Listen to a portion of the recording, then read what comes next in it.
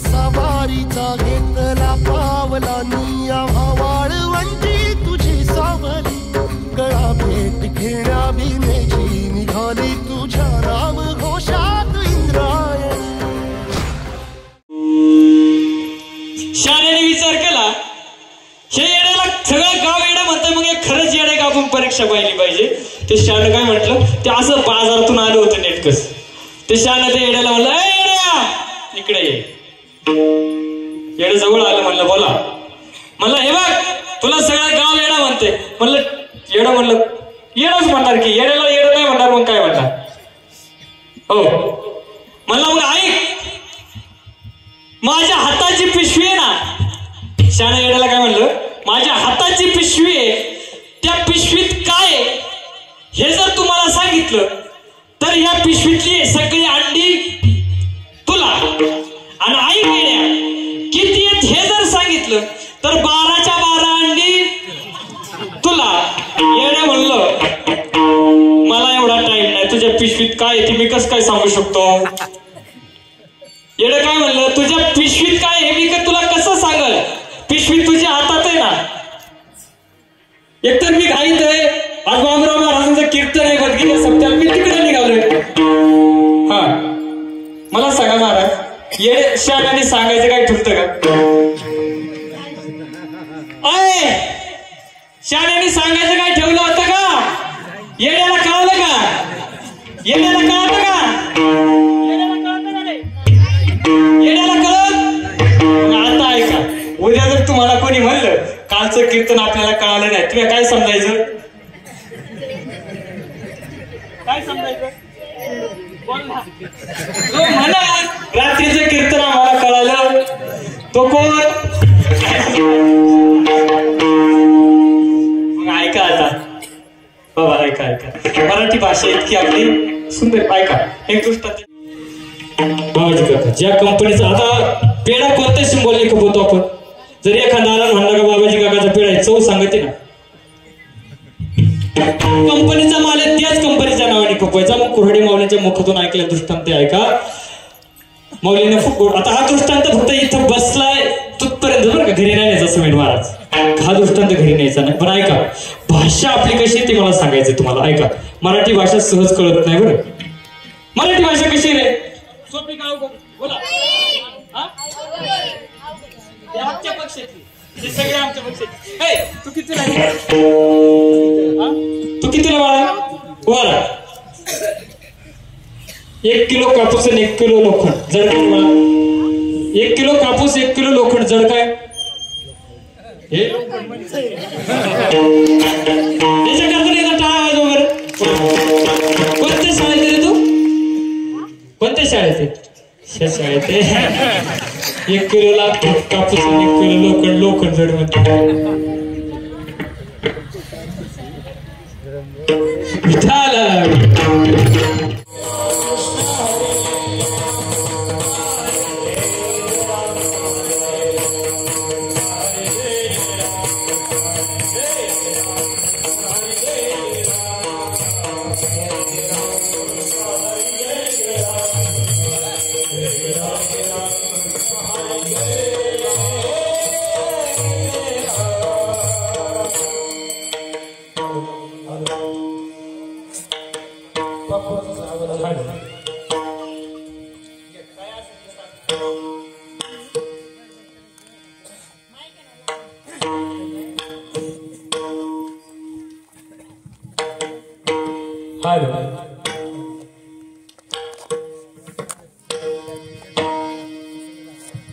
हरी भक्त म्हणावे तयासी.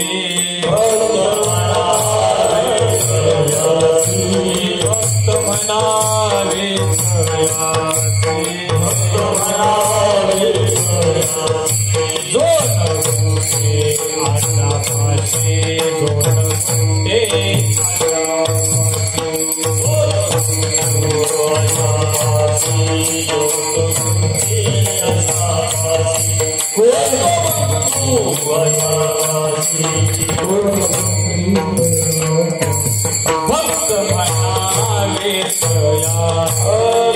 म्हणावे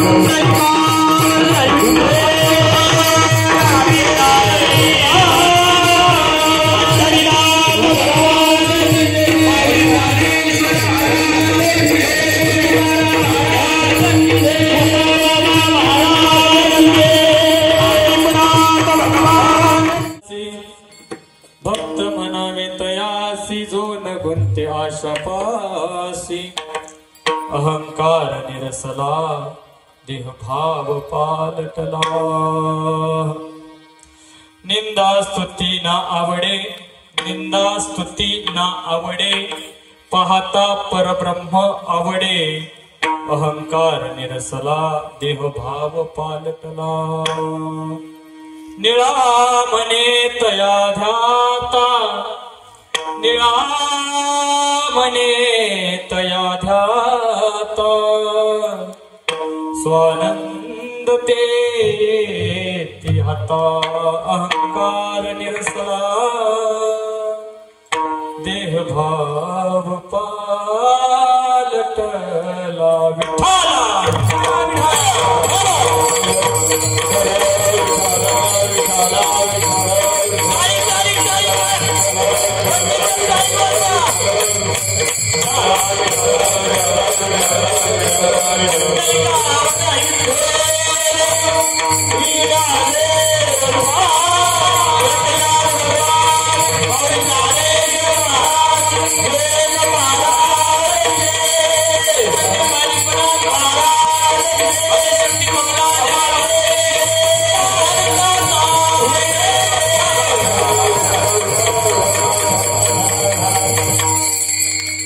नमो विठ्ठला राजया पांडुरंगा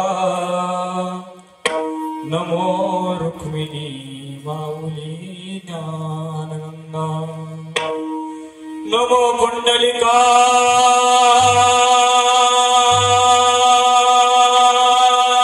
नमो चंद्रभागा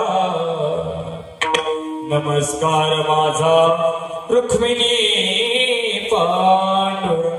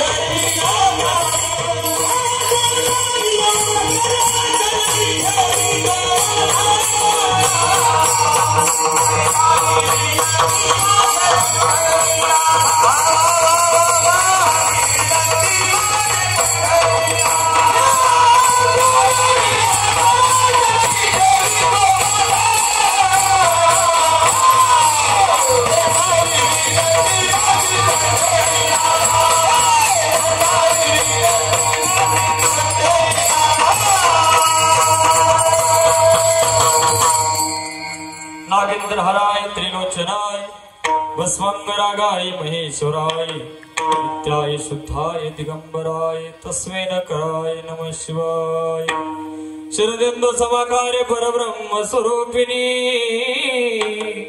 वासरहा पिटनेली सरस्वती नमोस्तुते जिनी धर्म जितविला बळी तो संभाजी जान नवाळी का अवतरला जयाच्या कुळी तया छत्रपतीच्या चरण कमळी साष्टांग नमन करी तसे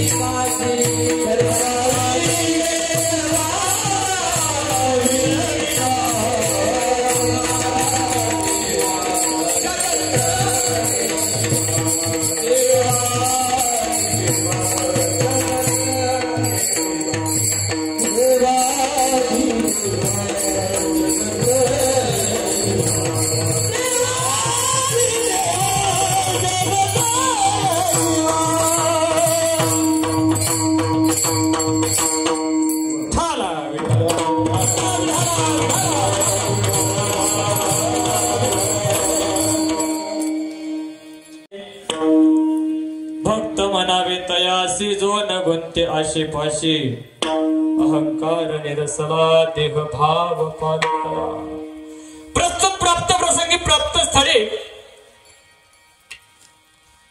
संत श्री मुकाबा महाराजांच्या पदस्पर्शाला पावत पुनित झालेल्या या बदकी ग्रामामध्ये चालू असलेला अखंड नामयज्ञ सोहळा नवे शतकोत्तर सोहळा फार मोठा सप्ताह 104 वर्षाचा जवळजवळ या सत्याने एक पिढी खाल्ली किती इंग्लिश म्हणा या सत्याला जवळजवळ एक पिढी खाल्ली आणि आता दुसऱ्या पिढीला सुरुवात मग या सत्याच्या निमित्तानं आजची ही कीर्तन रूपी सेवा आणि या कीर्तन रूपी सेवेकरिता आज घेतलेला अभंग विश्वमान्य विश्वव्यापक विश्व अधिकार देवमान्य संत लोकमान्य संत जगमान्य संत संत श्रेष्ठ श्री जगद्गुरु तुकोबरा यांचे अष्टादश संतांपैकी शेवटच्या क्रमांकाचे संत आणि जगद्गुरु तुकोबरा यांचे शिष्य संत श्रेष्ठ श्री निळोबरा यांचा भक्त कसा असावा हे वर्णन करून सांगणारा अभंग आहे विठ्ठला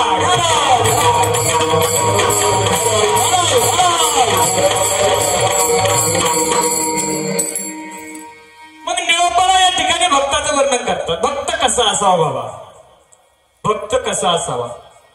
महाराज या ठिकाणी पहिल्या अभंगाच्या पहिल्या चरणात सांगतात भक्त कसा असावा. महाराज म्हणतात भक्त म्हणावे तयासी, लक्ष देऊन ऐका बरं आता. भक्त म्हणावे तयासी जो न गुंते आशेपाशी. ज्याला आशा चिटकली नाही ना बाबा, आशा म्हणजे आकांक्षा, इच्छा. ही इच्छा आकांक्षा ज्याच्यापासून दूर गेली, ज्याच्यापाशी आशा शिल्लक राहिली नाही, महाराज म्हणतात मी त्याला भक्त म्हणतो. दुसऱ्या चरणात म्हणतात अहंकार निरसला. ज्याचा अहंकार निरसला, देह भाव पालटला. आता आपण याच्यात पहिल्याच कडव्यात नापास बाबा. आम्हाला फेटाबाद आहे सुद्धा आरसा, म्हणजे देहभाव आमचा पालटू शकत नाही. मग इथंच आपण नापास बाबा. मग तिसऱ्या चरणात महाराज म्हणतात निंदा स्तुती ना आवडे. ज्याला दुसऱ्याची निंदा करायची, जो दुसऱ्याची निंदा करत नाही आणि ज्याला आपली स्तुती केलेली आवडत नाही, त्याला मी भक्त म्हणतो. आणि 5व्या क्रमांकाचं लक्षण सांगितलं, ज्याला फक्त देवच आवडतो ना, पाहता परब्रह्म आवडे निळोबाराय म्हणतात, त्याला मी काय म्हणतो, भक्त म्हणतो. आता ऐका, लक्ष देऊन ऐका.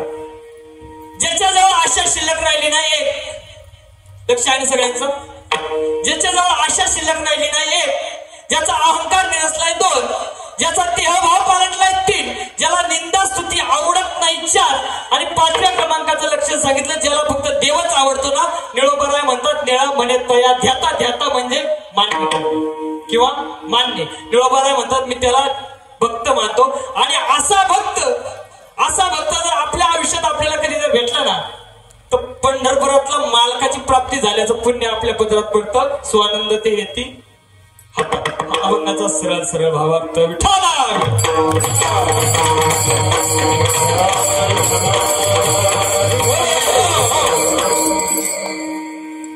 या ठिकाणी अभंगाचा भावार्थ सांगितला आणि या गादीचा आणि वक्त्याचं अर्ध कर्तव्य म्हणून या ठिकाणी थोडासा हा परिहार द्यायचा. तो असा, प्रतिवर्षी प्रमाणे चालत आलेला हा नामयज्ञ सोहळा, आणि या नामयज्ञ सोहळ्याची आजची 4थ्या दिवसाची कीर्तन रूपी सेवा माझ्यासारख्या अल्पज्ञानाला, माझ्यासारख्या पामराला या सप्ताहामध्ये सेवा करण्याचा योग आला. खऱ्या अर्थानं मी जे कारभारी मंडळी त्यांचं मी ऋण व्यक्त करतो.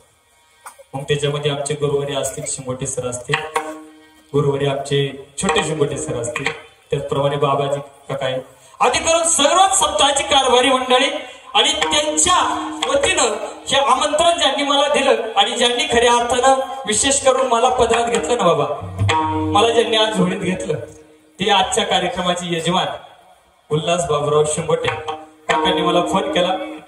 म्हणले महाराज सप्ताह चालू होतोय, मीटिंग झाली बरं का. म्हणलं ठीक आहे. म्हणलं मग तुमचा दिवस घालायचा 4था घालू का? महाराज म्हणलं काका 4था घाला, 5वा घाला, 6वा घाला, 7वा घाला, फक्त 10वा घाल. 10वा घालू आणि 10वा बाबा. एक सांगू का, जोपर्यंत पंढरपुरातल्या मालकाचा आतिथ्य आहे आणि ज्ञानोबा तुकोबारायाची कृपा आहे ना, तोपर्यंत 10वा घालू शकत नाही.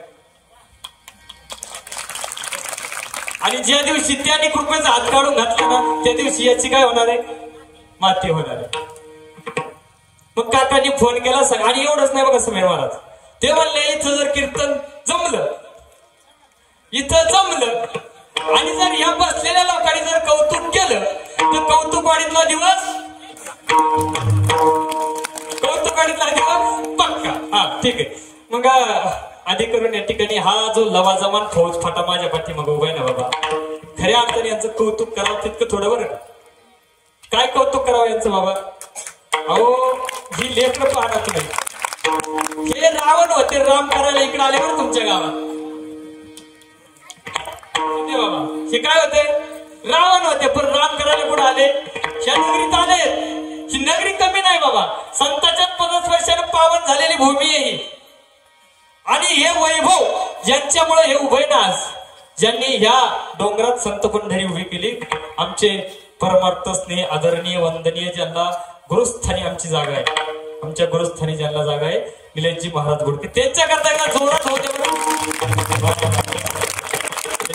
या ठिकाणी आमचे नाथ बाबा आहेत, आमच्या भजन मंडळाचे विसरत गायक आहेत. त्याचप्रमाणे बाबा बाबा बाबा काय वर्णन करावता, काय बनवता नको रे ही वाणी, काय करावं महाराज. सर सांगा सर, माईक लक्ष द्यावर का. आता कसं आहे, कीर्तन ऐकत असताना वक्त्याकडे लक्ष द्यायचं बरं. साईनाथ महाराजांचा विषय जर बोलायचं झालं ना बाबा प्रणय सर, जेवढी त्यांची उंची ना, गायनात सुद्धा तेवढीच उंची त्यांची. आणि जेवढी त्यांची उंची, त्यांच्या गायनाची उंची ना, तेवढीच उंची आपल्या सत्याला त्यांनी काय वाटत नको रे बाई. त्यांच्याविषयी बोलायला माझे शब्द अपुरे पडतील बाबा.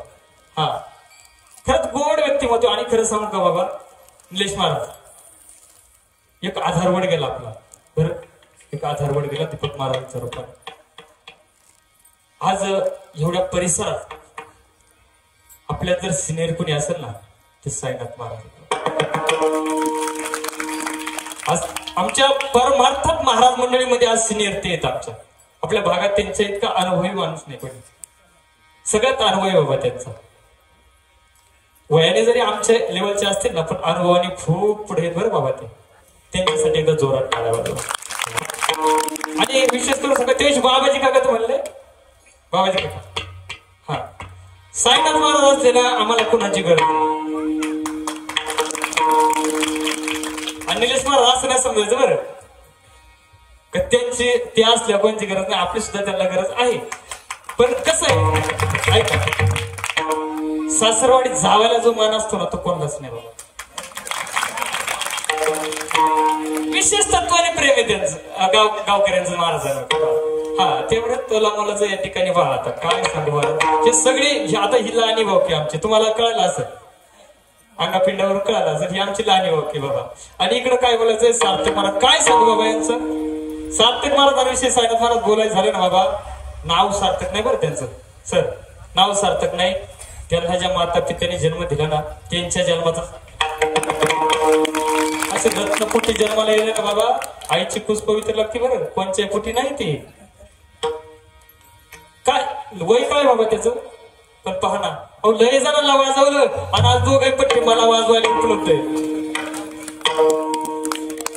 वाजून सोडवणार मला आता, वाजून सोडणार ती. वा खऱ्या अर्थानं त्यांचं मी या ठिकाणी आभार व्यक्त करतो. विनेकरी बाबा आहेत, आमचे कुणाल महाराज आहे, आणि सगळे माझे सवंगडी. विशेष करून आज शिंदे मामा उपस्थित आहे, आज विशेष उपस्थिती त्यांची, त्यांच्यासाठी एकदा टाळ्या वाजवा. ऐकी करून आमची काळेवाडी ग्रामस्थ मंडळी, गुलाबाबाई, रामदादाबाई, भजनी मंडळ, सर्वच जण मंडळी या ठिकाणी उपस्थित आहेत. आधी करून जांभळेकर मंडळी, आमची सर्व फॅमिली या ठिकाणी आज उपस्थित आहे. रात्री होती आजही आहे. त्यांच्या करताना या ठिकाणी त्यांच्या चरणावरती नतमस्तक होतो. आणि विशेष करून तुम्ही म्हणाल महाराज एवढ्या सगळ्यांचं कौतुक केलं, आता ते तुम्हाला साथ करणार आहेत म्हणून मग आम्ही काय फक्त गिळायला आलो का.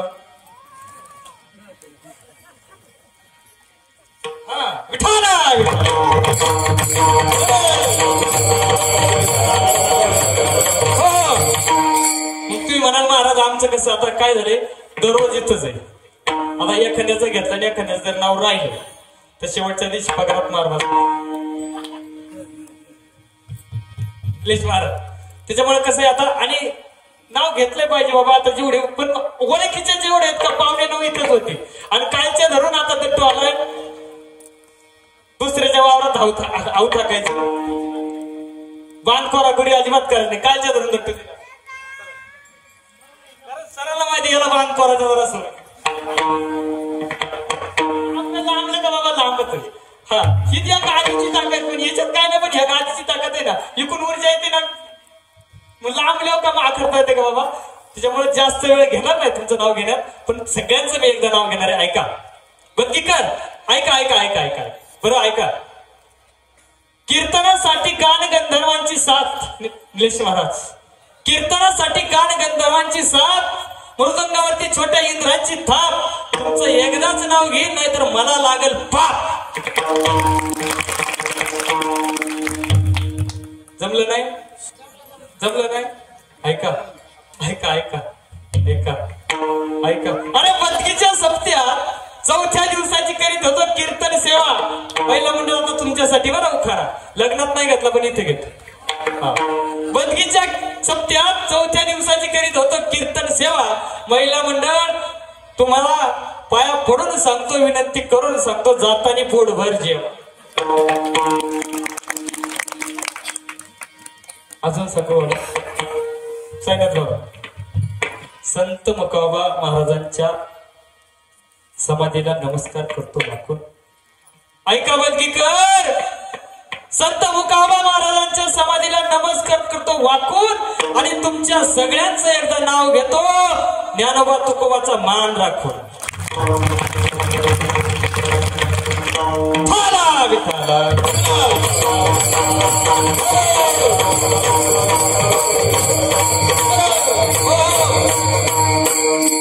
मग ज्यांचा अभंग सेवेकरता घेतला ते संत श्रेष्ठ श्री निळोबा. या ठिकाणी भक्त कसा असावा सांगतात बाबा. भक्त कसा असावा सांगतात. एकाने मला विचारलं, महाराज ज्या वारकरी संप्रदायाचा तुम्ही जयघोष करताना त्याच वारकरी संप्रदायाचे आम्ही काय आहेत, पायके. काय आहोत, पायके. आज महाराष्ट्र आमच्यासाठी वेळा झालाय. 2-2 वर्षाच्या तारखा आमच्या बुकिंग आहेत. किती वर्षाच्या? महाराष्ट्र आमच्या गायनाने वेळा केला. आम्ही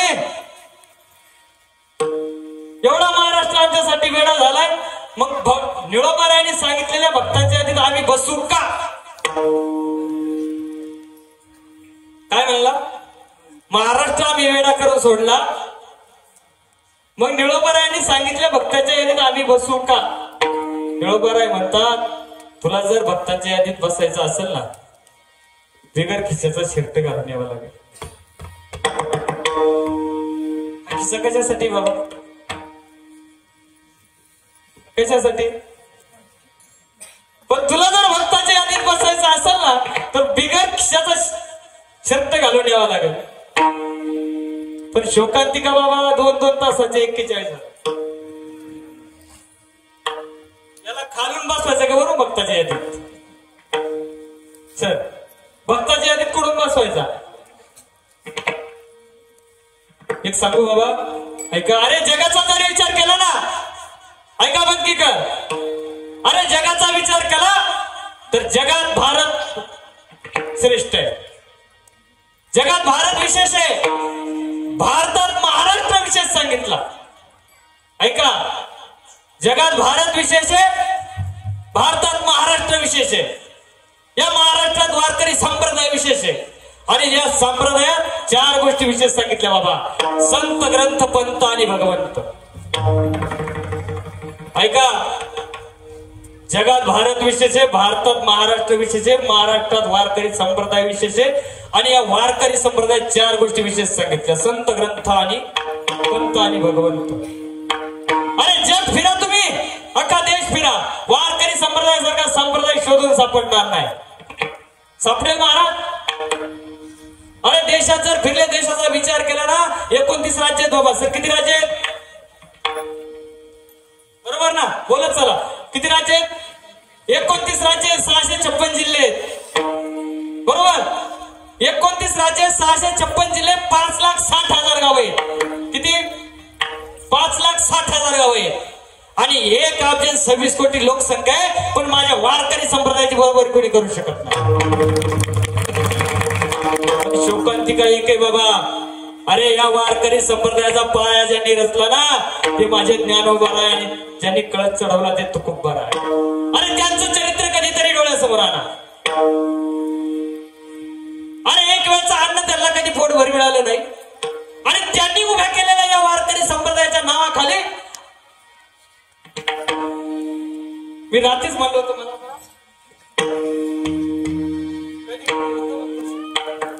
पण या गादीवरती आलं तर राहत नाही बाबा. अरे ज्यांना एक वेळचं अन्न मिळालं नाही ना, त्या संतांनी उभा केलेला हा वारकरी संप्रदाय, त्या वारकरी संप्रदायाच्या जीवावर आम्ही गुलाबजामुनच्या पंक्ती खातो. शोकांतिका इतकी बाबा. अरे ज्यांच्या जीवावरती आज आपण महाराष्ट्राच्या कानाकोपऱ्यात गाजलो ना, ऐका, महाराष्ट्र गाजवला ना ज्यांनी, ज्यांच्या नावाखाली, त्यांना एक वेळचं अन्न मिळालं नाही. पण शोकांतिका इतकी आहे, आमच्या वारकरी संप्रदाय अशा काय अवलादी जन्माला आल्या बाबा, 1,000-500 साठी पाकिटे फेकणाऱ्या. टोपी माळा देवाचे, टोपी माळा देवाचे,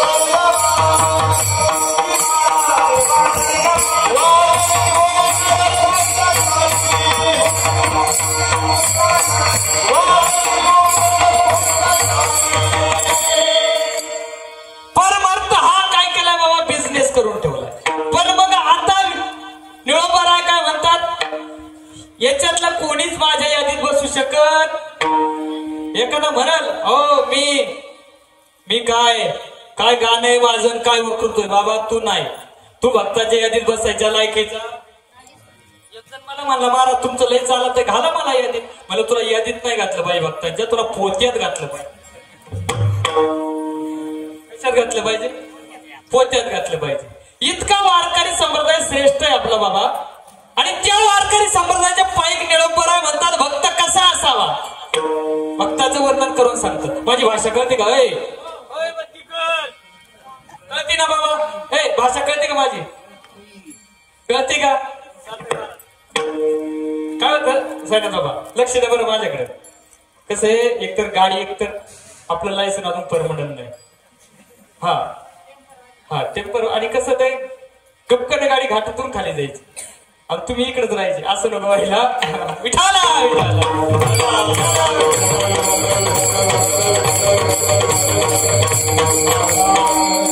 मग ऐका मी काय सांगतो तर भाषा कळते का? कारण कसं आहे, माझं प्रत्येक वेळेस असं सांगणं असतं बाबा वक्त्यानं समोरच्याला बसलेलं कळत असलं तर बोलायचं बरं. आणि नाहीतर काय 2 तास जागा अडवायची पाकिट घ्यायचं घरी जायचं. काय बसणार काय खाऊन जाणारच आहे. एकाला मी सहज विचारलं बरं का बाबा, सहज विचारलं एकाला. म्हणलं रात्री कीर्तन कसं काय झालं? इथलं नाही बरं का, इथलं नाही तिकडलं सांगतो पारनेर तालुक्यातलं. मला रात्री कीर्तन कसं झालं? तो म्हणला वा काय कीर्तन झालं. मला महाराजांनी काय सांगितलं तुम्हाला काय कळालं नाही काय म्हणला? सांगा बाबा महाराजांनी काय सांगितलं ते कळालं नाही. पण मला ते जाऊ पण कीर्तन आपल्याला लय आवडलं. काय म्हणला? आपल्याला कीर्तन नाही आवडलं. मग कळालं का नाही? तिच्यासाठी कीर्तन हे आवडायसाठी. एक काय होतं बाबा, एखादा कीर्तनकाराचं गायनाचं अंग असतं ना, गायनाचं बरं का, कीर्तनकाराला जर गायनाचं अंग असतं ना, कीर्तनकार नुसता गात राहतो बरं. जय विठ्ठल असतोपर्यंत त्याचं नाव अभंगाचं काही स्तोपात जुळ.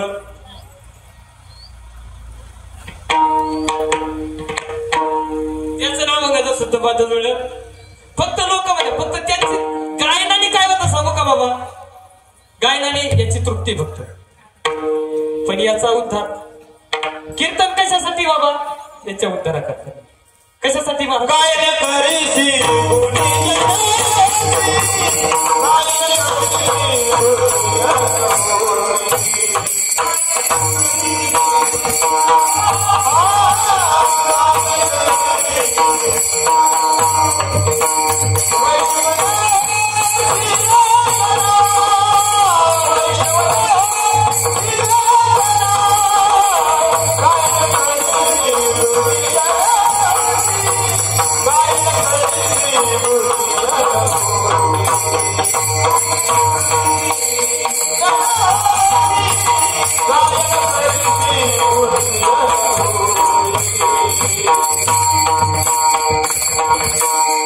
टाळी वाजवायचा.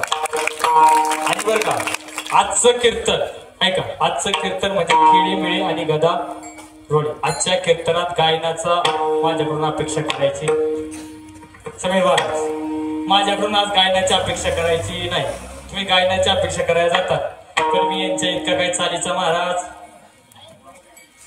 यांच्या इतका मी चालीचा महाराज बलती का चाल नेऊ नका. त्याच्यामुळेच म्हणलं तुम्हाला कळतंय का नाही. मराठी भाषेचा बाबा सहज एक जर मला म्हटलं महाराज तुम्ही संस्थेत गेले नाही, तुम्ही कोणाकडे पाठ लावले नाही, तुम्ही कोणाकडे क्लास लावले नाहीत, भजनात बसल्यावर नाही का भारी गाता, भजनात बसलं भारी गाता, कीर्तन भारी करता, सुंदर करता, हे कसं साध्य झालं? म्हणलं त्याचं काय बाबा, मला शाळेत असल्यापासून संगीताची आवड होती. मला शाळेत असल्यापासून संगीताची आवड होती. त्याने गप्प राहा का नाही समजून घ्यायला पाहिजे. त्याने मी काय म्हटलं तो म्हणला महाराज संगीता दिसायला एवढी चांगली होती. असं तुम्ही भलत्या चालीवर नका जाऊ, मी गायनातली चालू म्हणतोय. तुम्ही भलत्या चालीवर जाल विठाला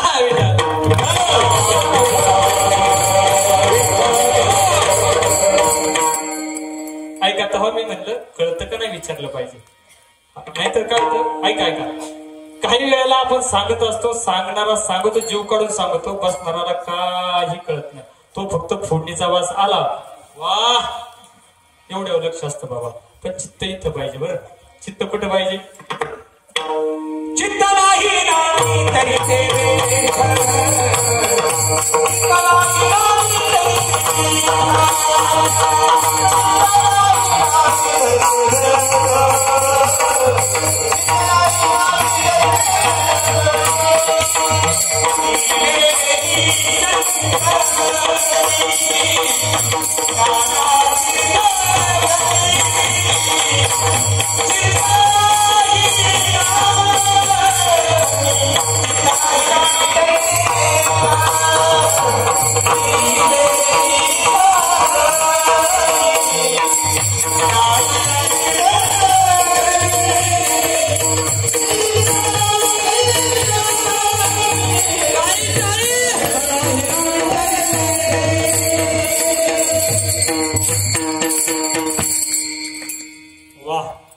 चित्त कुठं पाहिजे बघ, इथं पाहिजे. चित्त कुठं पाहिजे, इथं पाहिजे. ऐका, मी काय सांगतो तो कळतंय का नाही बाबाजी काका? असंच झालं. विठाला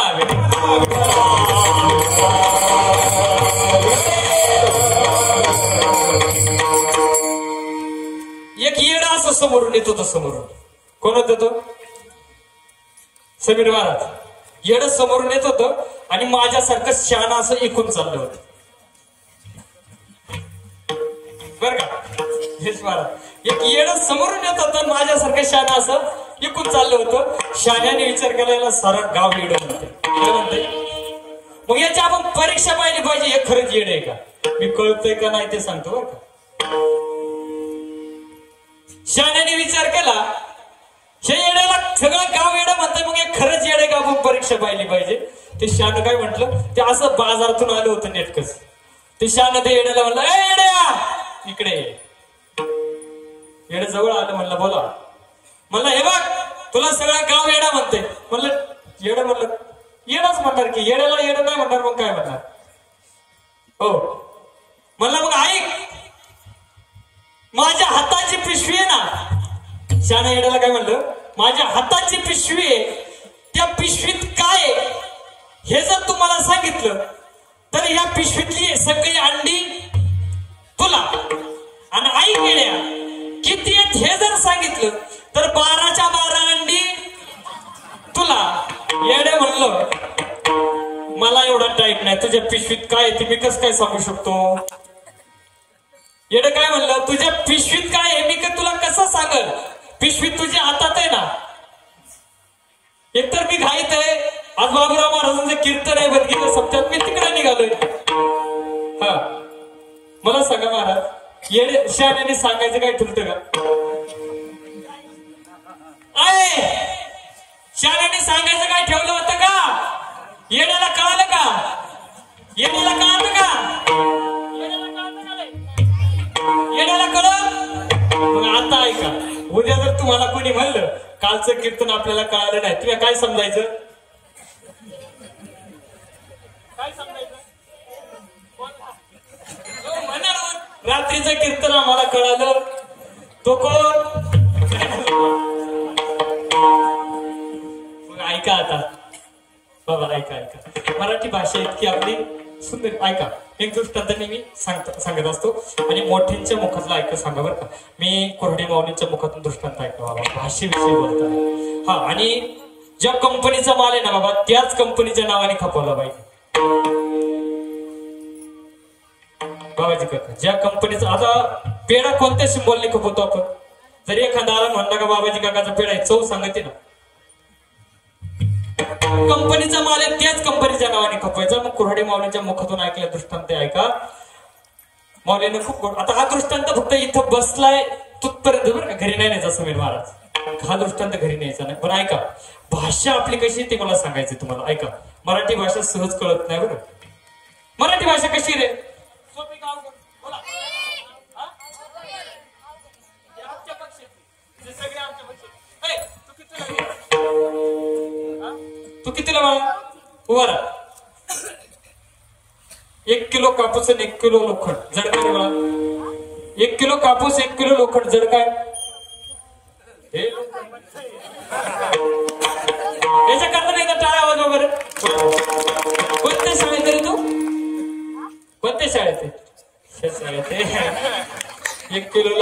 कापूस आणि एक पिलं लोखंड लोखंड जड म्हणते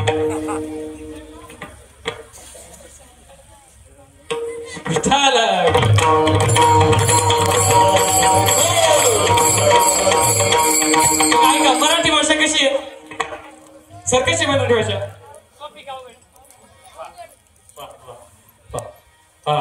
ऐका सैन्यात महाराज एक दृष्टांत मी नेहमी सांगतो एका बंगल्याच्या एका माडीच्या बाल्कनीत एक 18-20 वर्षाची सुंदर युवती ऐकताय ना एका बाल्कनीत एक 18-20 वर्षाची सुंदर युवती आपले केस विंचरत होती काय करीत होती केस विंचरत होती आणि त्यावेळेस त्या बाल्कनीच्या त्या बंगल्याच्या समोरून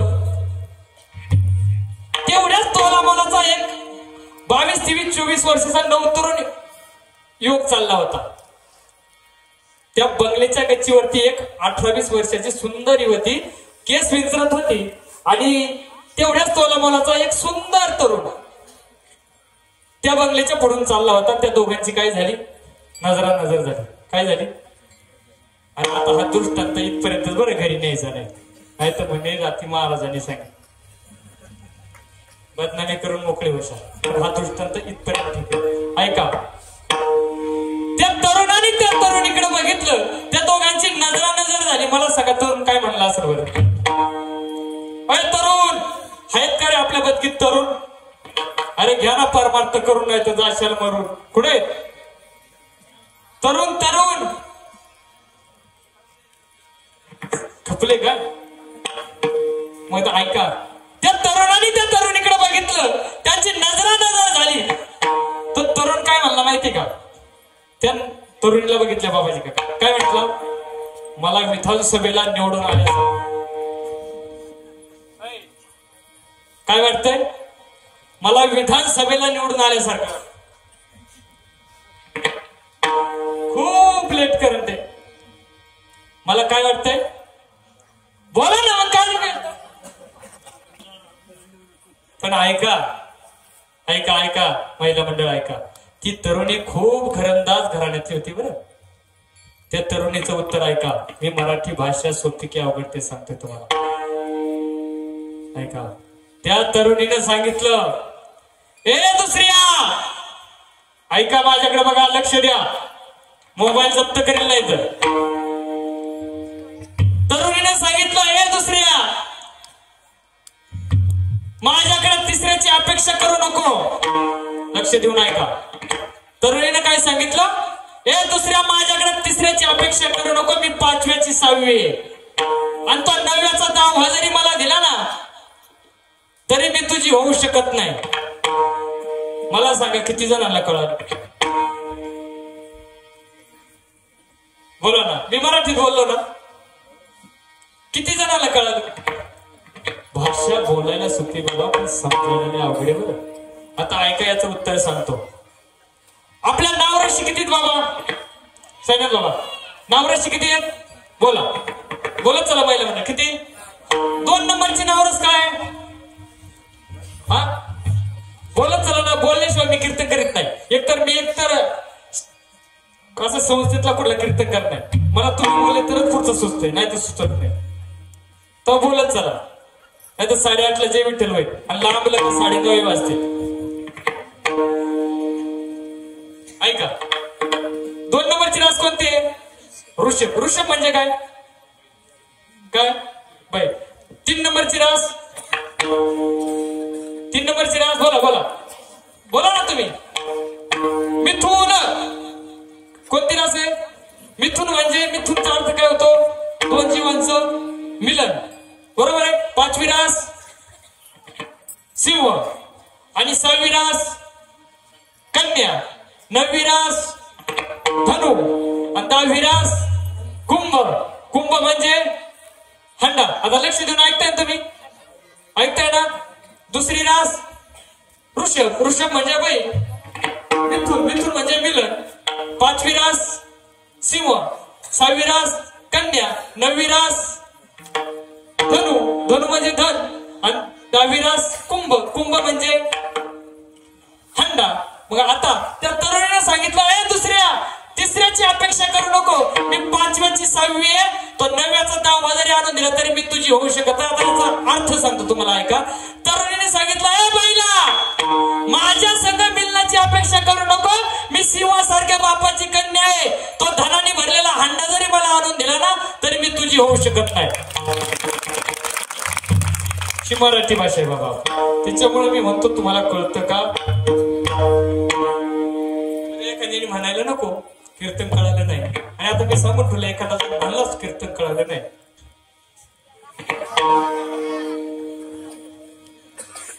काय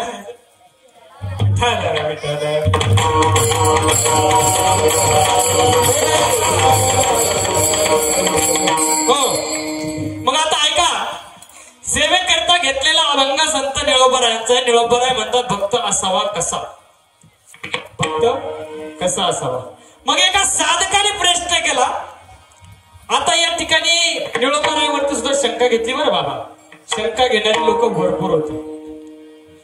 एकाने सांगितलं, निळोबाराय तुम्ही भक्ताची यादी केली, भक्ताचे गुण सांगितले, भक्ताचं विशेषण सांगितली, पण तुम्ही त्या यादीत बसता का? शंका घेणारी आत्ता नाही, तेव्हापासून आहे. शंका घेणारी आत्ताचे तर महाराज असं नाही, तेव्हापासून शंका घेणारी होती. निळोबारायांवरती शंका घेतली. निळोबाराय तुम्ही भक्ताची यादी सांगितली, भक्ताचं वैशिष्ट्य सांगितलं, भक्ताचं विशेषण सांगितली, भक्ताची लक्षणं सांगितली, पण त्या यादीत पहिले तुम्ही बसता का? याच्यासाठी एकच पुरावा असे बाबा. निळोबाराय भक्ताच्या यादीत बसतात हे सांगण्याकरता. तो कोणता पुरावा आहे सांगू? अरे जगाचा बाप विठेवरचा मालक स्वतः आता निळोबारायला देण्याकरता. मला सांगा, इथं बसलेल्यापैकी जरी एखाद्याला देव होणार नाही तसं, पण एखाद्या समजा झालंच, एखाद्या काकड्यावाल्याला जो देव प्रसन्न झालाच आणि सांगितलं बाबा काहीतरी मागा, काकड्यावाला काय मागेल? मला समीर महाराजांसारखं पुन्हा तरुण कर. पण ऐका, तो जगाचा बाप निळोबाराय समोर गेला आणि निळोबारायला सांगितलं, निळोबाराय डोळे उघडा, मी आलो जगाचा बाप, आणि आता काहीतरी मागा. बाबा निळोबाराय म्हणले, मी मागणारातला नाही.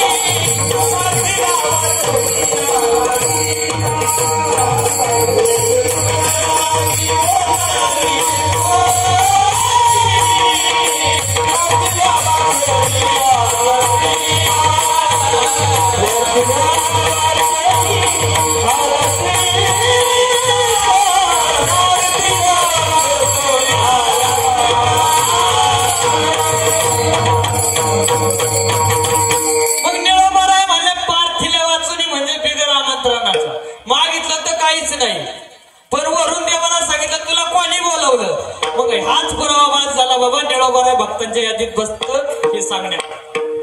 मग ते निळोबाराय सांगतात.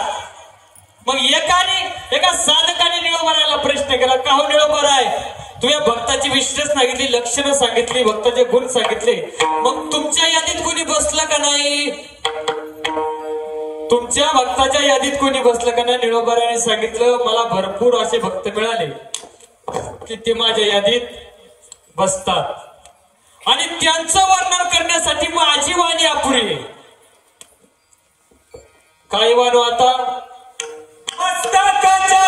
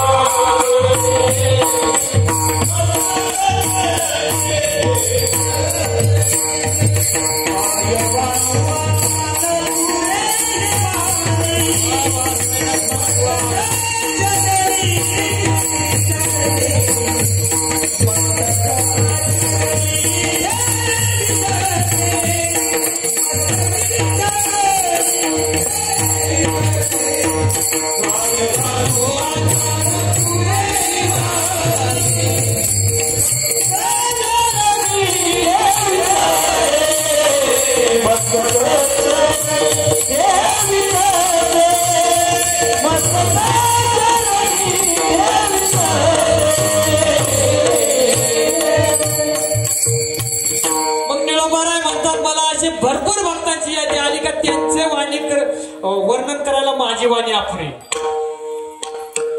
माझी वाणी कशी आहे?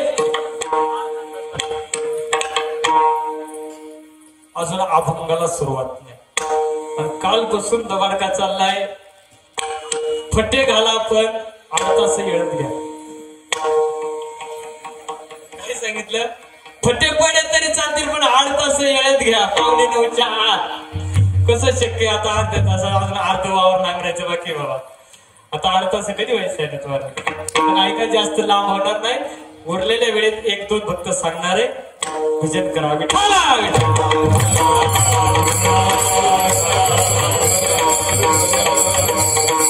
मग ऐका मंडळी, अरे त्रेतायुगात जगाच्या मालकाला दुःख झालं बाबा. काय झालं? त्रेतायुगात जगाच्या मालकाला दुःख झालं. आता जगाच्या मालकाला दुःख होण्याचं कारण काय? जगाचा मालक काय झालं? प्रपंचात पडला होता, संसारात. आणि संसार कसा आहे? संसार कसा आहे? लटी का व्यवहार,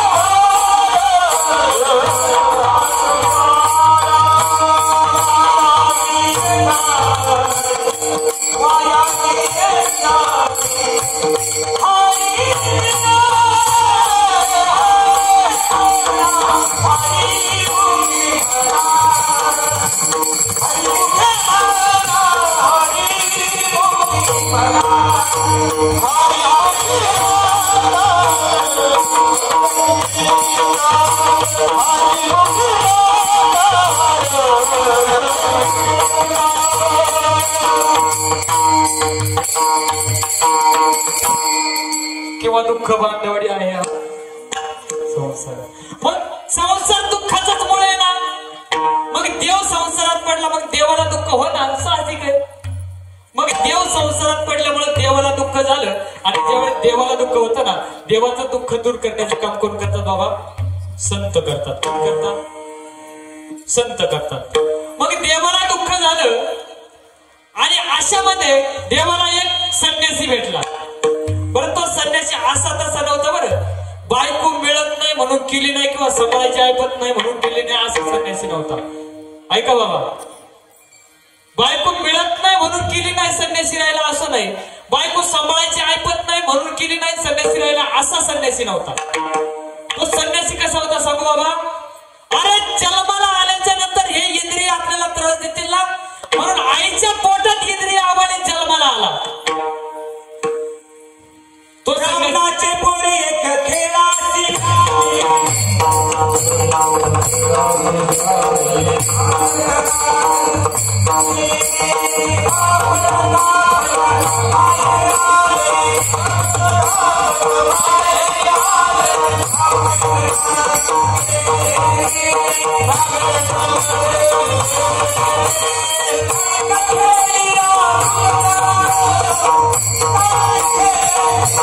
मग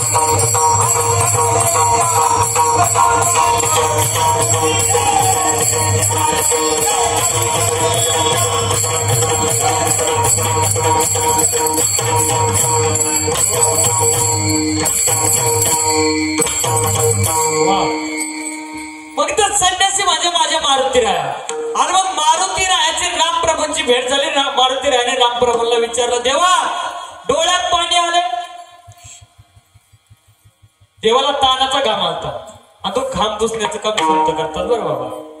मग मारुती रायाने देवाला विचारलं दुःखी होण्याचं कारण. देवाने सांगितलं दुःखी होण्याचं कारण असं आहे, माझी धर्मपत्नी सीताई साहेबांना एका राक्षसाने संन्यासीच्या रूपात येऊन पळवले. काय केले, मी हरणाच्या मागे गेलो आणि इकडे सीताबाईचं अपहरण झालं आणि तिचा शोध करायचा पण मी तिला शोधू शकत नाही. आणि बायको बाबा संसारात पडलं ना, सगळ्या दुःखाचं मूळ म्हणजे आता मी का संन्यासी नाही ना बाबा.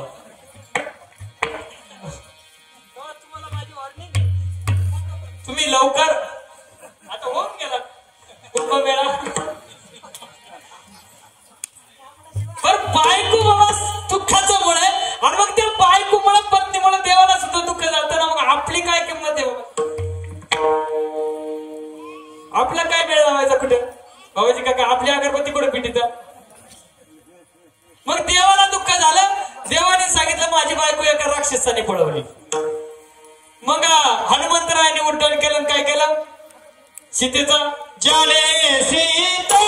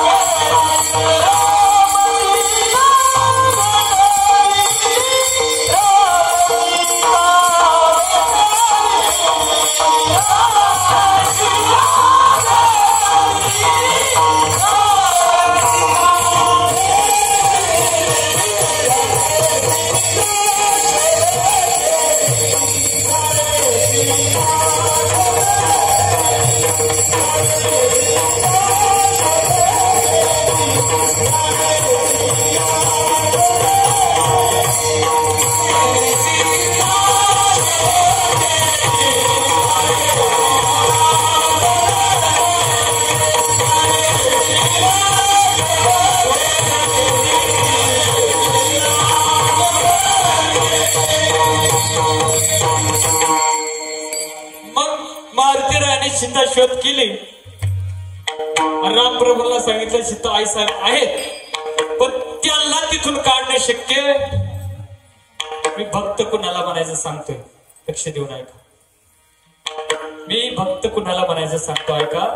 मारुती रायाने सांगितलं देवा अहो सीता आई साहेब आहेत अशोक वाटिकात रावणाच्या लंकेमध्ये. आणि रावण कसा आहे, मायावी आहे. तिथून आई साहेबांना काढणं शक्य नाही. आई साहेबांना जर परत आणायचं असेल तर पहिला रावण मारावा लागतो.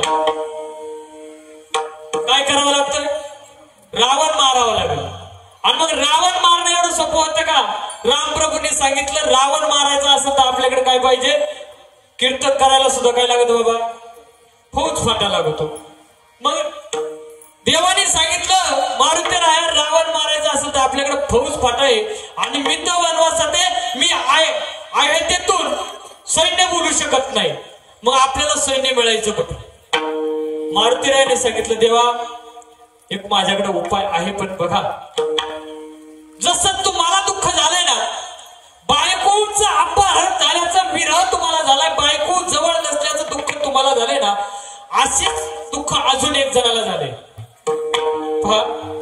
जसं दुःख देवाला झालं तसं दुःख अजून एक जणाला झालं. मारुती रायाने सांगितलं आपल्याला सैन्य मिळेल, आपल्याला सैन्य मिळेल, पण त्याची सुद्धा एक फक्त एवढाच फरक आहे, देवा तुमची बायको राक्षसाने पळवली आणि त्याची बायको घरातल्या घरात, त्याची बायको कोणी पळवली होती? वालीनं. सुग्रीवाची बायको कोणी पळवली? वाली कोण होता सुग्रीवाचा? भावानेच भावाची बायको पळवली आणि ती बायको, त्याची जर बायको, त्याचं राज्य तुम्ही जर सुग्रीवाला परत केलं, मिळवून दिलं, तर सुग्रीवाची अख्खी सैन्य कोणच्याकडे येईल? आपल्याकडे येईल. मग रावणासंग युद्ध करायला सोपं जाईल. मी भक्त कुणाला म्हणायला सांगतोय, ऐका बरं. मग देवाने सांगितलं, पण करायचं काय? म्हणले काहीच नाही. सुग्रीवाची पत्नी वालीनं पळवली आणि ती वालीकून सोडवायची, पण त्याच्यासाठी वाली संग काय करावं लागेल? युद्ध करावं लागेल, वालीला मारावं लागेल. आता वाली मारायचं म्हणल्याच्या नंतर देवाच्या डोक्यातला घाम खांदेवाल तर वाली सामान्य नव्हतं बघा. वाली सामान्य नव्हता. वाली मारायचं म्हणल्यावर देवाच्या डोक्यातला घाम खांदेवाला. देवाने सांगितलं, मारुती राया, अहो मी 1000 जन्म घेतले तर वाली मारू शकत नाही वालीला. पण देवाला मारुती रायाने सांगितलं, देवा जर सीता आई साहेबांना परत आणायचं असेल, सैन्य जर आपल्याला मिळवायचं असेल तर तेवढं तुम्हाला करावं लागते. पण देवाने सांगितलं, वारीचं माझं काहीच वैर नाही आणि वैर नसताना मी त्याचं सगळं कसं भांडण करू? वैर असल्याशिवाय भांडण करता का? आता कोराकोरी झाल्याशिवाय आपल्याला भांडणं होती? आता मोठा भांडणं होती का? मग रामप्रभूने सांगितलं, वालीचं माझं काही वैर नसताना मी वाली सगळं लढायचं कसं? वालीला मारायचं कसं? कारण पाहिजे ना. मग एक केलं. मारुती रायाने सांगितलं, ऐका.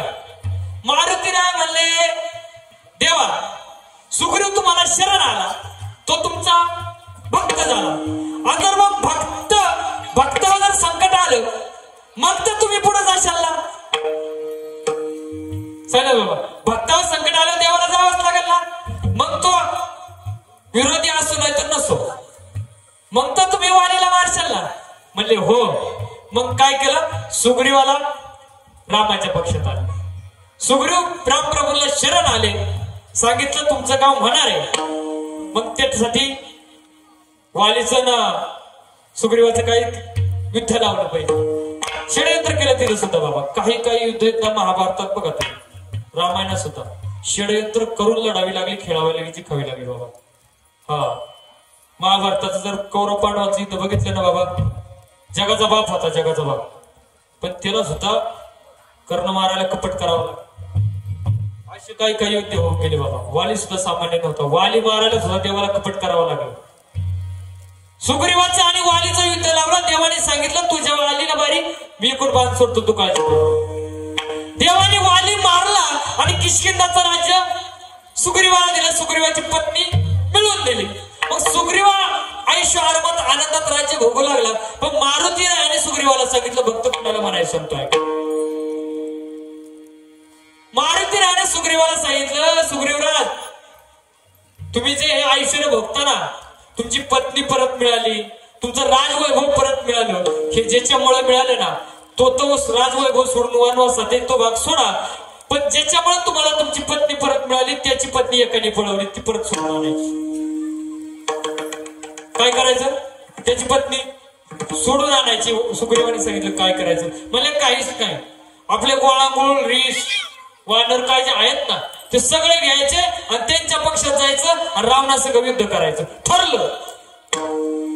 सगळा लवाजमा फौज फटा समुद्राच्या कडेला. ही बातमी पाहता पाहता कुणाला कळाली बाबा? जो मारला होता का वाली, त्या वालीच्या मुलाला, अंगदाला. जगाच्या बापानं वालीला मारलं होतं आणि त्याच्या मुलाला अंगदाला ही बातमी कळाली. भक्त कुणाला म्हणायचं सांगतो. त्या अंगदाने विचार केला, आपले काकाश्री सुग्रीवराज आपलं सगळं सैन्य घेऊन रामाच्या पक्षात गेले. आणि तो कोण आहे? राम कोण आहे? जगाचा बाप आहे. त्याच्या सेवेत गेलेत ना, मग आपल्याला सुद्धा काय करायचंय? त्याची सेवा करायची. भक्त कुणाला म्हणायचं? अंगदाने सांगितलं, विचार केला, आपण सुद्धा आता रामप्रभूंच्या सेवेत जायचं. अंगद सकाळीच उठला, आईजवळ गेला, आईचं दर्शन घेतलं. आईला सांगितलं, आई ऐक ना,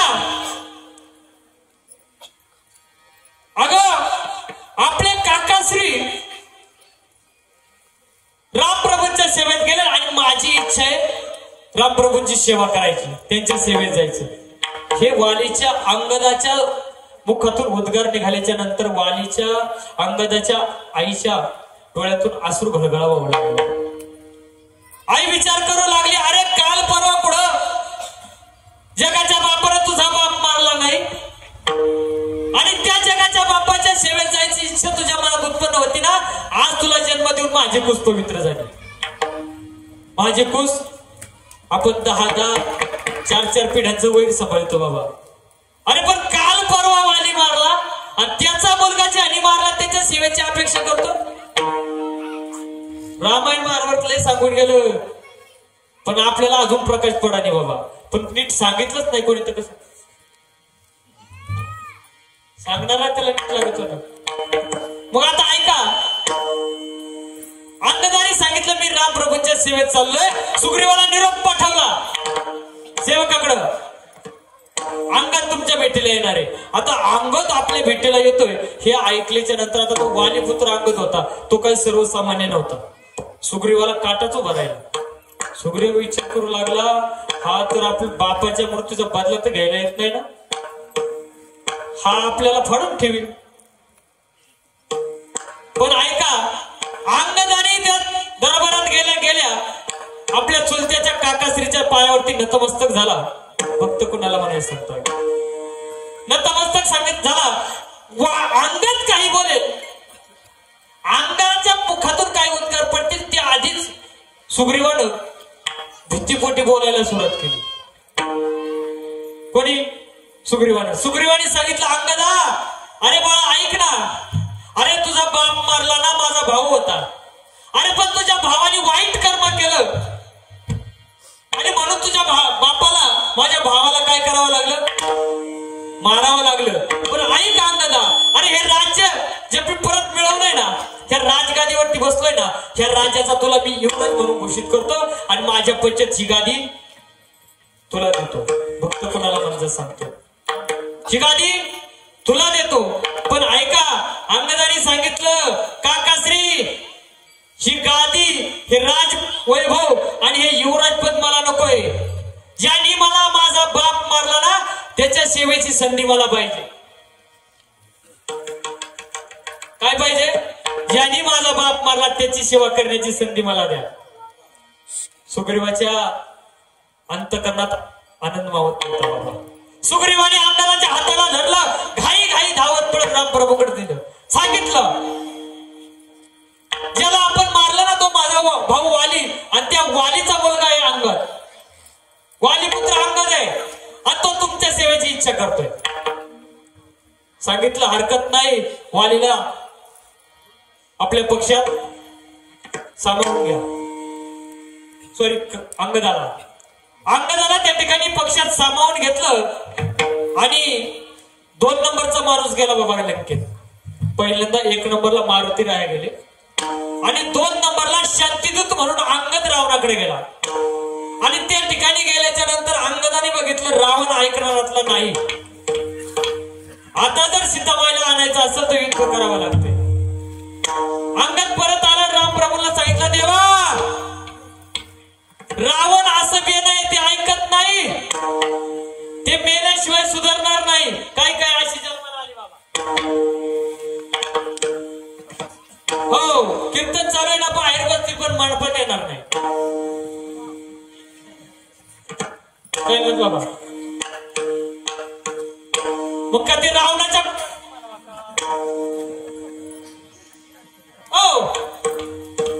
मग ऐका, कुठे होत कीर्तन? ऐका बघा, अंगदाने सांगितलं, देवा रावण मारल्याशिवाय आता गत्यंतर नाही, त्यासाठी युद्ध करावं लागतं। ठरला, युद्धाचा दिवस निश्चित ठरला, पण उद्या युद्धाला सुरुवात करायची। पण देवाने विचार केला, आता युद्ध करायचं म्हणल्यावर रावण आपल्या हातून निश्चित मरणार। पण देवाला त्या ठिकाणी देवाने पुढचं धोरण आखलं। देव विचार करू लागला, रावण जर आपण मारला, पण हे मग रावण मारल्याच्या नंतर माझ्या वाचनात असं आलं, हा प्रसंग ज्यावेळेस घडला त्यावेळेस बिभीषण लंकेत होता। कुठं होता? तोपर्यंत बिभीषण रावणाच्या पक्षात म्हणून मग रामप्रभूने विचार केला, जर आपण रावण मारला तर ही लंकेची राजगादी द्यायची कुणाला? मग लक्ष्मणाला बोलवून घेतलं. लक्ष्मणाला रामप्रभूने सांगितलं, लक्ष्मण ऐक, आता रावण मारणार हे निश्चित, पण रावण गेल्याच्या नंतर ही सोन्याची नगरी, हिच्या गादीला कोणीतरी वारसदार पाहिजे. आणि जिथं आपण विजय मिळवणार त्या अर्थी ती लंका कोणाची होणार आहे? आपली होणार आहे. मग आपल्या वतीनं त्या गादीवरती कोणी बसायला पाहिजे ना. मग आपण एक करू, ही गादी कोणाला देऊ? अंगदाला देऊ. कोणाला देऊ? म्हणून मग असेच सांगितलं. तोपर्यंत विभीषण रामाच्या पक्षात, हा प्रसंग ज्यावेळेस घडला तोपर्यंत विभीषण रामाच्या पक्षात. लक्ष देऊन ऐका बरं, आम्ही इकडे तिकडे जाणार नाही. तेव्हा सांगितलं अंगद, हा प्रसंग झाला तोपर्यंत विभीषण रामाच्या पक्षात, तो लंकेतच होता. मग रामप्रभूंनी सांगितलं, रावण मारला आणि ही गादी जर रिकामी झाली ना, ही गादी आपण कुणाला देऊ? अंगदाला देऊ. फक्त कुणाला म्हणायला सांगतो मी, ऐका. मग सांगितलं मारुतीरायाला बोलव. मारुतीरायाला बोलवलं. मारुतीरायाला सांगितलं, आमचं असं असं ठरलंय, तुम्ही एक काम करा, अंगदाला बोलवून घ्या. ज्याला तिकीट द्यायचे त्याचा तर विचार केला पाहिजे. मध्येच कुणाला द्यायचं ते ठरवू, पण पहिले तिकीट वाटायचं त्याच्यासाठी उमेदवार, त्याचा विचार केला पाहिजे. मग अंगदाला बोलवा. अंगदाला त्या ठिकाणी बोलवलं. अंगदाला, आणि अंगदाला रामप्रभू म्हणतात, अंगदा ऐक, अरे आता युद्ध ठरलं म्हणजे रावण मरणार हे निश्चित आहे, पण रावण मेल्याच्या नंतर मला एक काळजी आहे, ही सोन्याची नगरी आहे. सोन्याची नगरी किती? लंकेची श्रीमंती सांगू का बाबा? लंकेच्या पूर्वेकडचं एक भितर 4.5 फूट रुंद, ऐकताय ना, आणि 29 किलोमीटर लांब होत. किती? आणि ते सोन्याचं होतं.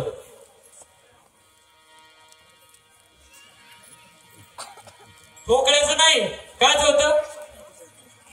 लंकेची श्रीमंती. आणि मग हे राजभाऊ जर त्या गादीवर राजा नसला तर लोक भितर पडून येत. मग रामाने सांगितलं, अंगदा, रावण मेल्याच्या नंतर आम्ही असं ठरवलं, ही राजगादी कुणाला द्यायची? फक्त कुणाला म्हणायचं सांगतो मी. ही गादी कुणाला द्यायची? अंगदा, तुला द्यायची ठरली. हे रामप्रभूंच्या मुखातून उद्गार आल्याच्या नंतर अंगद 4 पावलं मागे सरला. सांगितलं, देवा, अहो या करता का मी तुमच्या पक्षात आलो? गेले आशा पाश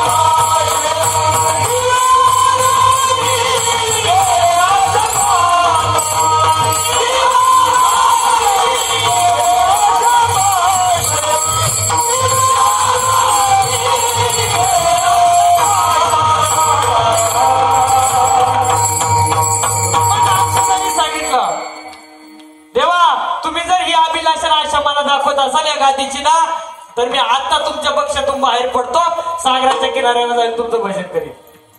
काय करीन? तुमचं भजन करीन. मला त्या गादीची अपेक्षा नाही. अंगद थोडा चढ्या आवाजात बोलला ना, ते रामप्रभू होते, त्यांनी ऐकलं. पण शेषाचा अवतार बाबा लक्ष्मण, तो कसला ऐकत? तो शेषाचा अवतार ना. लक्ष्मण दादा पुढे आले, अंगदाचं असं खवड धरलं, बाजूला नेलं, अंगदाच्या खांद्याला धरलं. अंगदाला सांगितलं, अंगदा, अरे तुला नाही लागत तर तू गुढीनं नाही म्हणणार, पण तू बोलतो कोणासमोर? त्याचा तरी विचार करू, बोल. एवढ्या चढ्या आवाजात बोलतो. अंगदाने सांगितलं, दाखले मालक. अंगद लक्ष्मण भाऊ दादाला काय म्हणायचे? दाखले मालक. रामप्रभूंनी प्रस्तावच असा टाकला की तळपायाच्या मस्तकात गेली. कुणाला म्हणायचे सांग. मग चढ आवाजात नाही बोलू मग काय करू.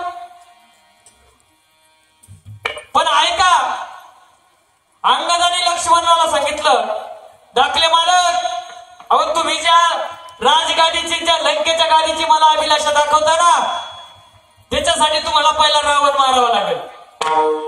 आणि तो रावण मारण्याकरता ते आम्ही तुमच्याकडे आलोय.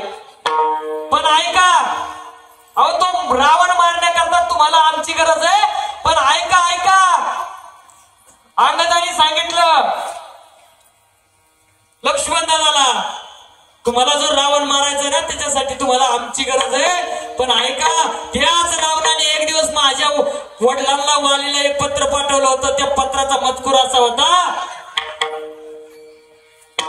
वालीला सांगितलं होतं पत्रातून, कुबेराची अलका नावाची नगरी सोन्याची, आणि ती नगरी जर तुम्ही मला मिळवून देण्यासाठी माझ्या पक्षात आले, माझ्या सोबत मिळून जर रावणासंग युद्ध, आपला कुबेरासंग युद्ध केलं, आणि मला ती अलका नावाची नगरी जर मिळवून दिली वाली तुम्ही, रावणाने सांगितलं होतं, तर अर्धी लंका मी तुम्हाला भेट म्हणून देईन. फक्त कोणाला म्हणायचं, अर्धी लंका काय करील, भेट म्हणून देईल. पण ऐका ना, त्यावेळेस माझा बाप वाली त्या लंकेची आशा केली नाही. माझ्या बापानं नकार दिला कुबेरासंग युद्ध करायचं. माझ्या बापानं नकार दिला, आणि त्यावेळेस त्या रावणानं माझा बाप वालीच्या पुरुषार्थावरती शंका घेतली, आणि वालीला राग आला. त्या रागाच्या भरात माझ्या बापानं वालीनं तो लंकेचा रावण, जो रावण मारून तुम्ही मला लंका देणार आहे ना, तो लंकेचा रावण माझ्या बापानं बगलात दाबला, आणि उड्डाण केलं तर 4 सागराची आंघोळ झाली तर सोडला नाही. किती, जर माझ्या बापाच्या मनात आलं असतं ना, तसाच बगलात दाबून मारला असता आणि लंकेचं राज्य मिळवलं असतं, त्या राजगादीचा वैभव प्राप्त केलं असतं, आणि माझ्या बापाच्या पंचती गादी कोणाला मिळाल्या, अंगदाला मिळाली असती. भक्त कोणाला म्हणायचं. आणि मग ऐका दाखले मालक, तीच गादी तुम्ही मला देऊ इच्छिता. अहो माझ्या बापाच्या मनात आलं असतं ना, तिला युद्ध करायची गरज नव्हती. रावण बगलात होता, असा दाबला असता, क्षणात राजगादी मिळवली असती. त्याच्या पश्चात ती राजगादी माझी झाली असती. ऐका ऐका, पण माझ्या बापाने त्या गादीशी एवढीशी सुद्धा अभिलाषा बाळगली नाही, इतकीची सुद्धा आशा मनात शिल्लक नव्हती. त्याचा पुत्र मी अंगद आहे, त्या लंकेच्या राजगादीला लात मारतो. मग निळोबाराय म्हणतात, भक्त असावा असं अभंगाचं पहिलं चरण.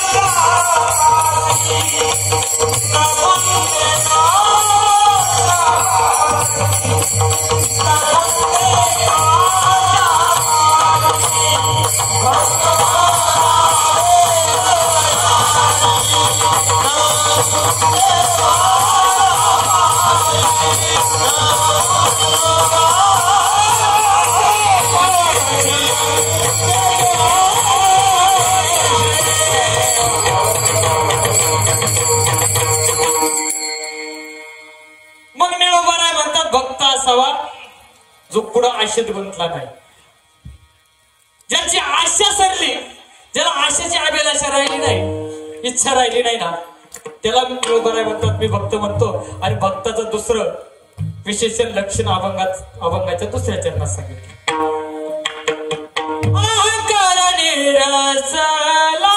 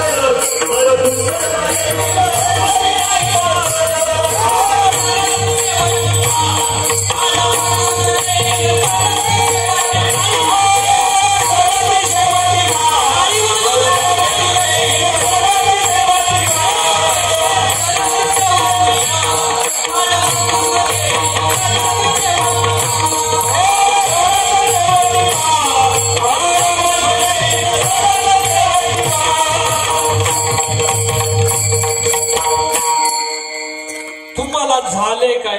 भूक लागले का? अरे हे एवढी जीव काढते बाबा. टाळी वाजवा सांगितलं झालं का तुम्हाला? हो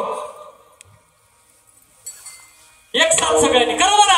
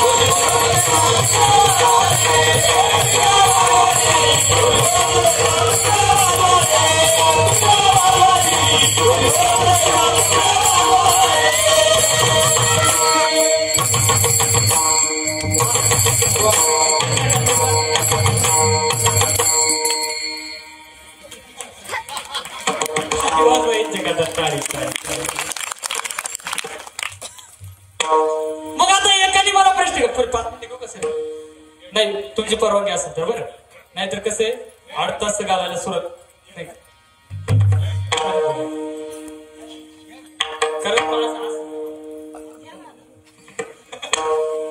पहिली गोष्ट तुम्हाला खरं का या नारदाच्या गादीवर म्हणतो मी अभ्यास करून येत नाही, आणि ज्याचं ठराविक बसेल आहे ना अप्पा तो बरोबर 9:15 घंटे वाजतो, पण आपलं कव्हा मला 8:30 वाजतेच.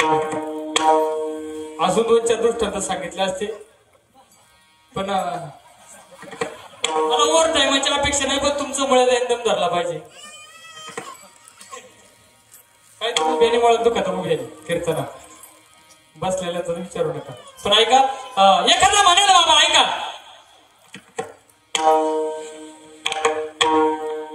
एखादा म्हणेल बाबा आम्ही यादीत बसतो का तेवढं बघा बरं भक्ताच्या यादीत. पण ऐका, आपल्याला मंडपात बसायचं जेव्हा येतं तुम्ही काय यादीत बसणार आहे? भक्ताच्या यादीत तुम्ही बसूच शकत नाही. का सांगू का? अरे इथं आलं तरी प्रपंचाची आसक्ती सुटत नाही आपल्याला. इथं आलं तरी प्रपंचाची आसक्ती सुटत नाही. आपण काय भक्ताच्या यादीत बसणार आहे? समीर महाराज बसू अजिबात नाही. प्रपंचाची किती आसक्ती सांगू बाबा, प्रपंचाची इतकी आसक्ती ना आपल्याला. महिला म्हणा तुम्ही घुस बघितले का? घुस घुस होय घुशी हो घुस घुस बघितली. घुस केवढी असते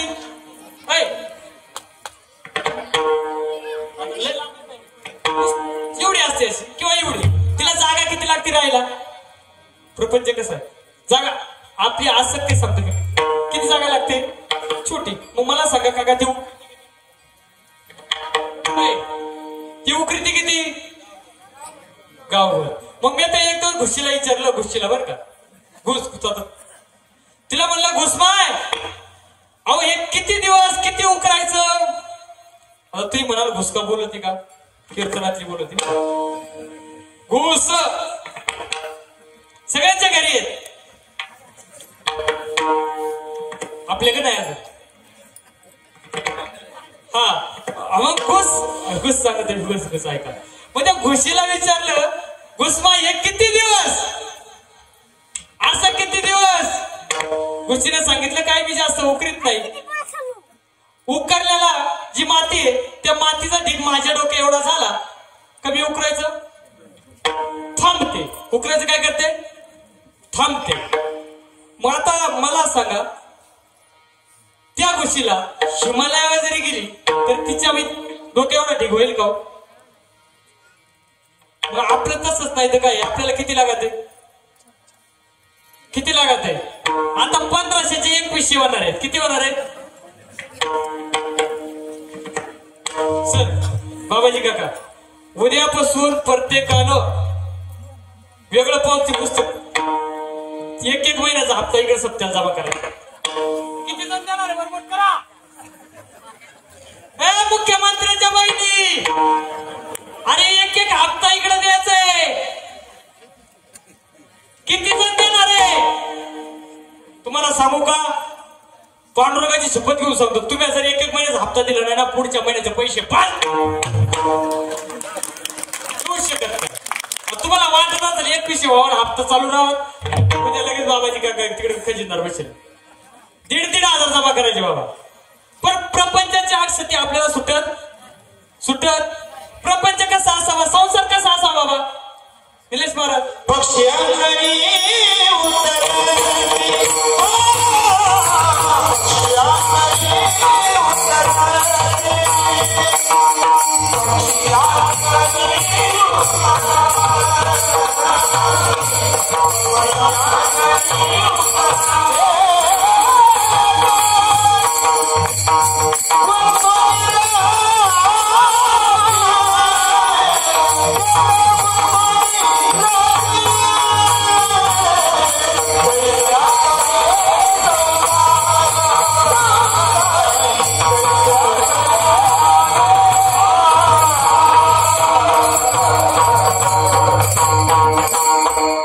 प्रपंच कसा असला पाहिजे पक्षासारखा. अरे पोतभर धान्य अंगणात होता, जेवढं पोटाला ते तेवढंच घेणारे पोत्याची अपेक्षा करीत नाही.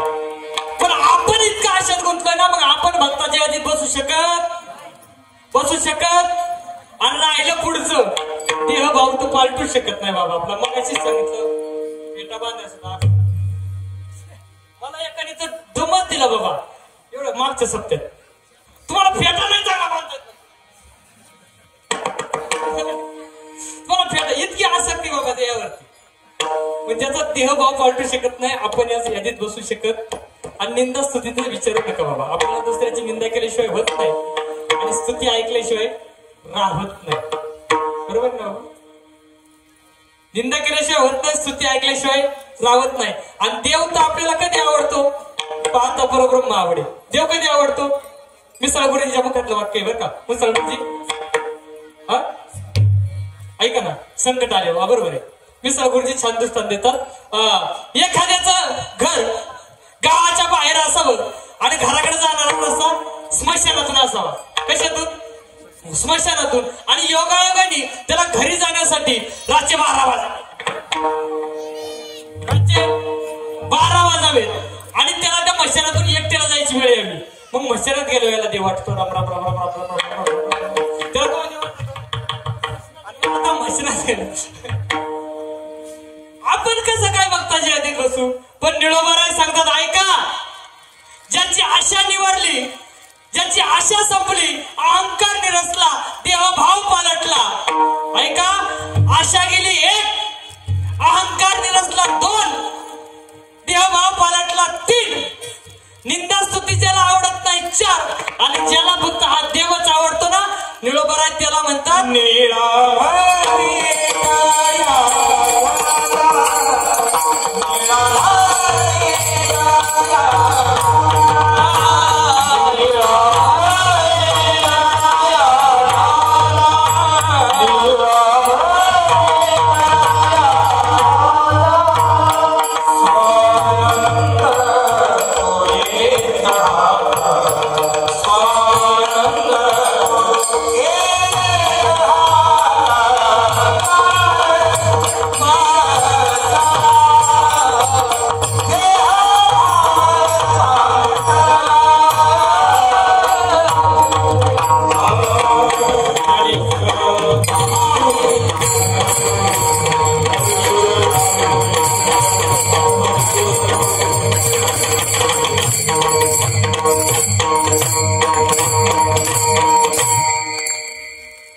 भक्त म्हणावे तयासी बनते आशेपाशी, अहंकार निरसला देहभाव पालटला, निंदा स्तुतीना आवडे पाहता परब्रह्म आवडे, निळा म्हणे तया ध्याता स्वानंद ते येती हाता.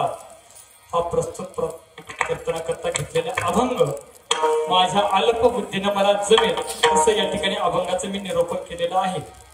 मला जर तुम्ही थोडासा अजून टाइम दिला असता मला छत्रपतीविषयी बोलायचं होतं. अहंकार निरसला देहभाव पालटला बाबा राजाचा माझ्या.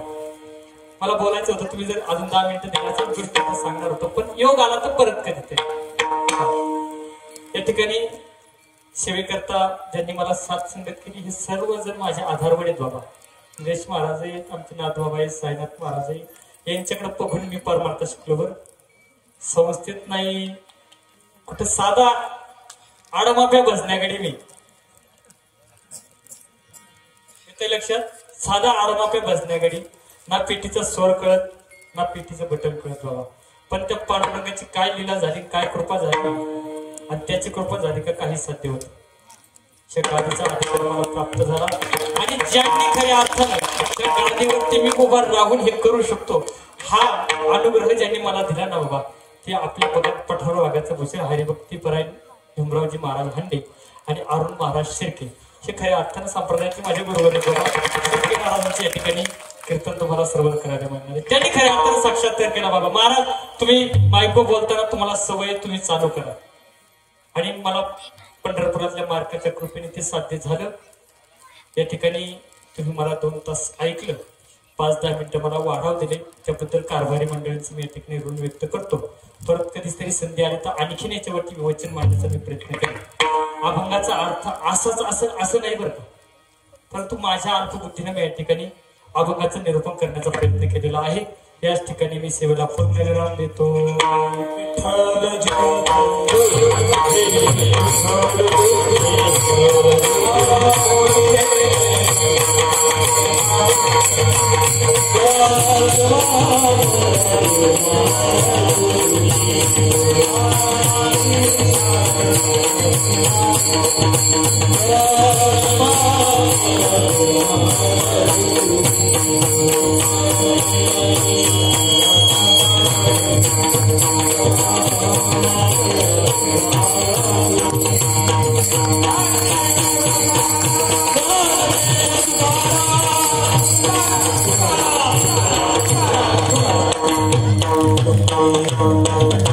Give my way.